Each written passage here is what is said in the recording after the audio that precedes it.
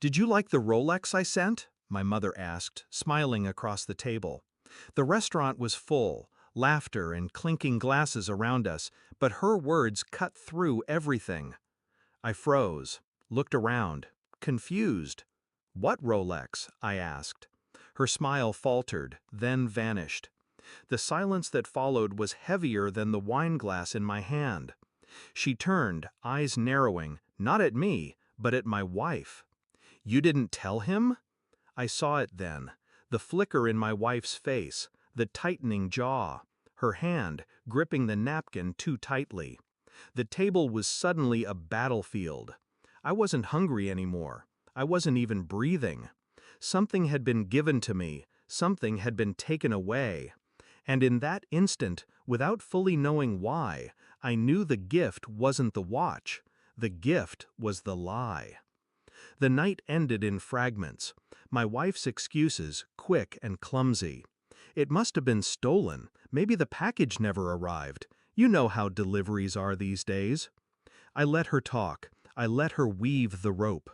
But I replayed the look in her eyes, the hesitation before every word. I knew the Rolex had arrived. I knew it had touched her hands. The question was where it went, or to whom. When betrayal enters a marriage, it doesn't kick down the door. It slips in quietly, wearing familiar skin. You don't hear it at first. You feel it, the coldness of a touch, the distance in a glance. This wasn't about a watch. This was about a trail, a gift redirected, a secret recipient. I went to bed that night next to her breath steady, her hand draped across me as if nothing had changed. But something had. The silence between us had grown teeth. I began small, a careful inventory. Receipts in her purse, strange charges, hotel bars, dinners in places we'd never been together.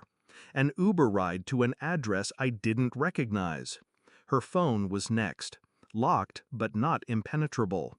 I'd watched her fingers long enough to know the pattern. Inside, the truth whispered. Hidden threads of conversations. A man's name tucked behind a fake contact. Messages full of heat and secrecy. And there it was, the Rolex, a picture, on his wrist. Captioned with her words, "Looks better on you." My stomach didn't drop. My pulse didn't race. Instead, I felt something colder, cleaner. I wasn't angry. Anger is noise.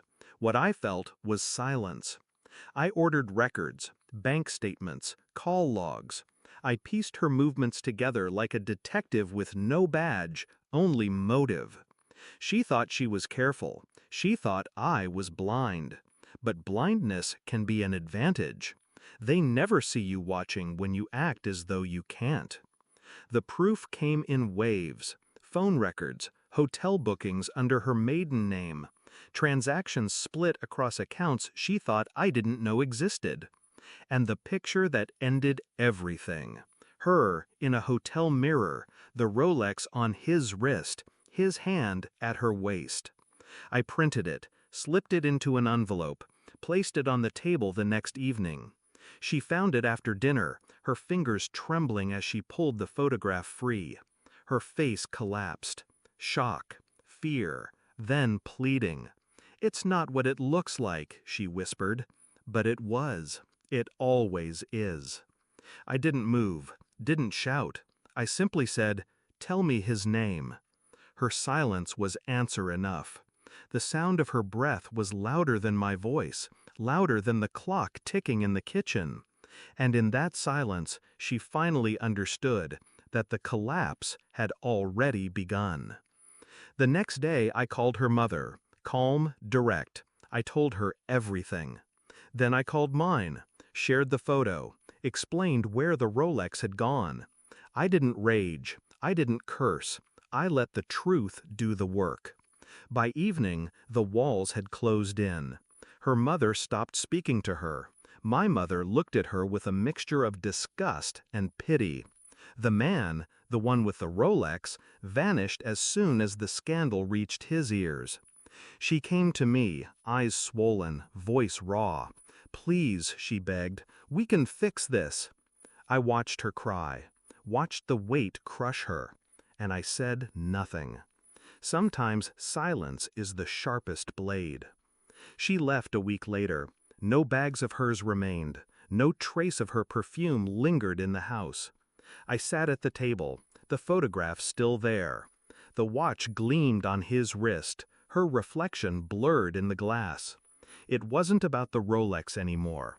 It was about the exchange, what she gave away, what she thought I'd never see. Betrayal doesn't just end love, it rewrites it. It teaches you that devotion can be counterfeit. And sometimes the people closest to you are only waiting for the right buyer. I didn't hate her. I didn't love her. I simply understood her. And understanding is colder than hate. Because hate can burn out. But understanding lasts forever.